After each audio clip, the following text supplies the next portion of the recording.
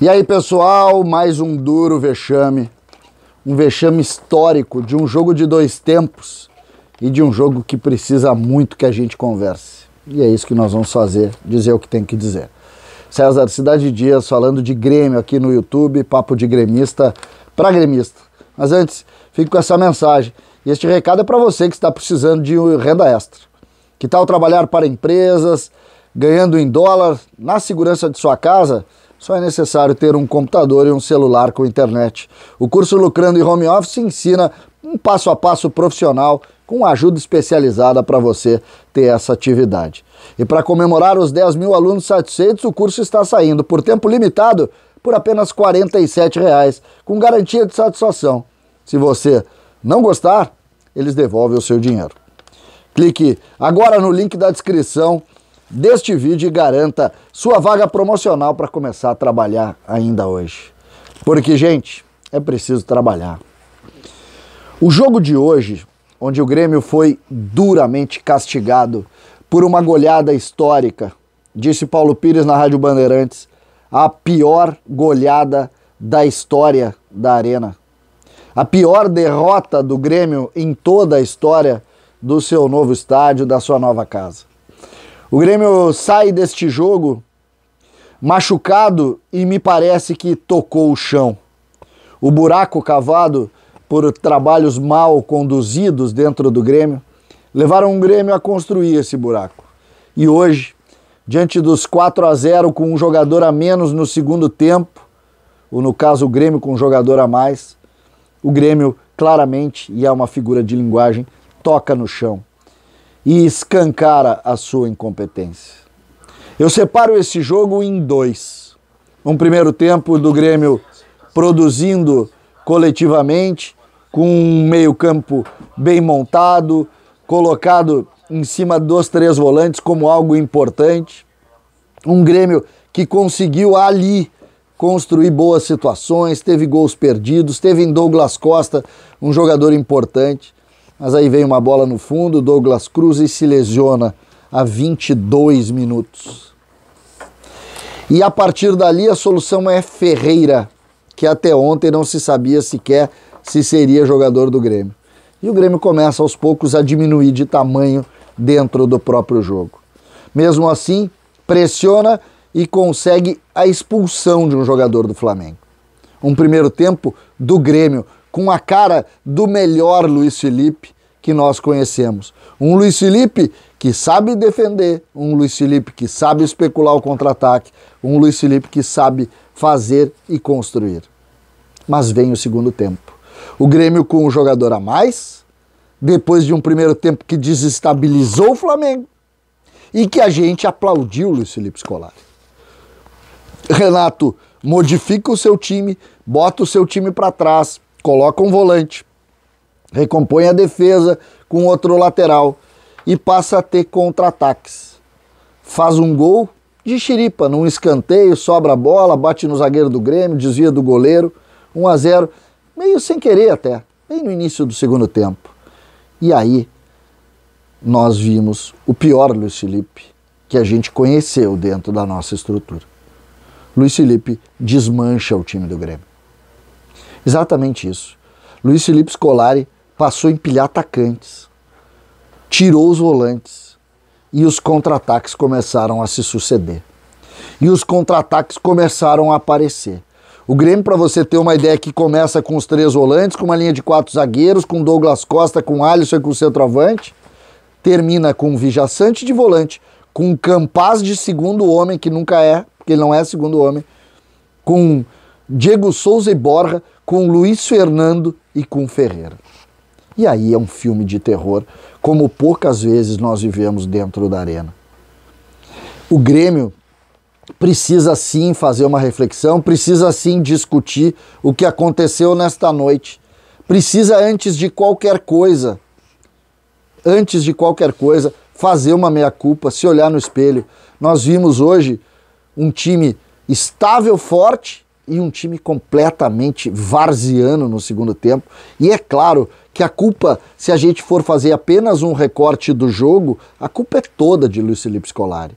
Se o mérito, o aplauso que nós demos para ele no final do primeiro tempo, a gente tem que dar a vaia no final do jogo, porque foi lamentável a construção do Grêmio no segundo tempo, que teve no adversário Renato Portaluppi comedido no segundo tempo, assim como havia sido no primeiro tempo um treinador que botou o time do Flamengo apenas para jogar e sofreu pela estratégia do Grêmio. Pois no segundo tempo, uma simples estratégia do Renato desmanchou o time do Grêmio, que foi uma vergonha. Uma vergonha. Alguns jogadores, gente, não podem jogar no Grêmio. Por que a insistência com o Luiz Fernando? Até quando nós vamos ter insistência com o Luiz Fernando? Diego Souza entrou visivelmente tentando, mas sem condição física. Ferreira acabou virando solução até ontem. Ferreira sequer fazia parte dos planos do Grêmio. A coisa é bagunçada. O Grêmio tem um objetivo. A dura derrota vai obrigar que o Grêmio entre para dentro mais uma vez e tente discutir e tentar pelo menos limpar as feridas. A dura e a mais triste derrota da história da Arena é mais um capítulo dos vexames das eliminações de 2019 para cá. 2019 teve a triste eliminação de 5-0 para o Flamengo, 2020 veio a triste eliminação de 4-1 para o Santos e hoje uma noite trágica de uma eliminação de um time que está desmanchado emocionalmente, que terminou o jogo sem nada, depois de ter conseguido uma recuperação no Campeonato Brasileiro, e a gente vai ter que refazer as forças para que o Grêmio consiga a recuperação no Brasileiro, porque cair é talvez muito pior do que qualquer eliminação de goleada que o Grêmio tem protagonizado nos últimos anos.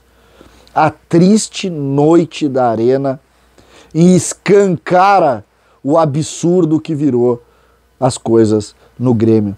Hoje termina até a confiança em Luiz Felipe Scolari. Tamanho o erro de Filipão no segundo tempo. Todas as escolhas foram erradas. Se no primeiro tempo a gente aplaude as escolhas de Filipão, no segundo tempo desmancharam o trabalho de uma maneira inacreditável. Quero tocar para vocês as individualidades. Chapecó fez uma defesa no jogo, não teve culpa nos gols. Wanderson completamente fora emocionalmente. Foi expulso no fim do jogo por uma agressão, mas já poderia ter sido expulso antes. Completamente fora emocionalmente. Rodrigues e Kahneman fora de forma. Rodrigues jogando improvisado, porque o Grêmio foi incompetente na gestão dos seus zagueiros. O Juan está na Itália hoje. O Juan está na Itália hoje. E o Grêmio jogou com uma zaga improvisada que, quando foi pressionada nos contra-ataques, vazou. O Rafinha fez um bom jogo, o Rafinha. Foi o grande líder da construção das jogadas, fez um bom jogo, foi o capitão do time. Mas não precisava ficar batendo tapinha nas costas dos ex-colegas do Flamengo, que humilharam o Grêmio na noite na Arena. Mas dentro do campo de jogo, sim. Thiago Santos, muito bem no primeiro tempo, e para mim um dos problemas do Grêmio quando saiu, porque o Filipão tirou ele para botar o Diego Souza. Vijaçante, ótimo primeiro tempo, e foi até o fim tentando correr atrás, àquela altura correndo sozinho no meio campo. Lucas Silva, da mesma maneira, foi bem no jogo, e quando saiu o time piorou. Entrou Campaz, que procurou, e aí a gente pode fazer também uma referência, tentando procurar jogar, tentando enfiar, tentando criar soluções, mas também sucumbiu diante da bagunça. O Alisson deixou o campo para a entrada do Luiz Fernando, que não fez nada e nunca fez nada. Nunca fez nada. Por que a gente vai achar que vai fazer agora?